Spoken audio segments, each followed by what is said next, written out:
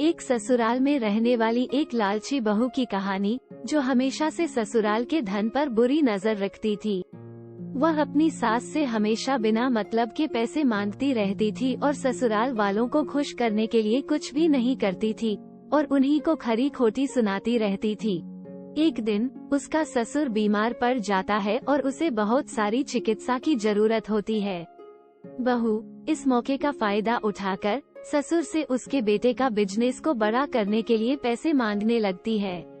सास, जो ससुर के स्वास्थ्य की चिंता में थी, बहू की इस लालच को देखकर बेहद नाराज हो जाती है।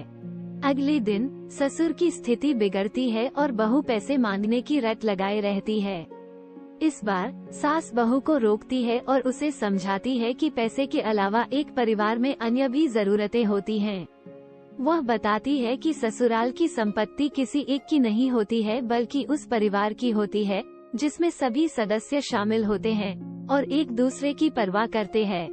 बहू इस बात को समझती है और ससुर के इलाज के लिए मदद करने लगती है और वह अपने बच्चों से सब कुछ लेने को तैयार हो जाती है। सास उसे समझाती है कि इस तरह का लालच समाज के लिए अच्छा नहीं है और उसे इस तरह के कार्य से दूर रहना चाहिए। अगले दिन ससुर का स्वास्थ्य सुधरने लगता है और बहू उसे जल्दी से ठीक होने की कामना करती है। सास बहू से प्यार से बात करती है और उसे समझाती है कि परिवार में हमेशा सबके लिए समान ढंग से सोचना और उनकी मदद करनी चाहिए। इस तरह एक लालची बहू ने अपने लालची व्यवहार से सीख ली और परिवार के हर सदस्य के लिए समानता और सहायता का महत्व समझ गई। ऐसे और कहानियों के लिए मेरे चैनल को लाइक, शेयर और सब्सक्राइब करें। धन्यवाद।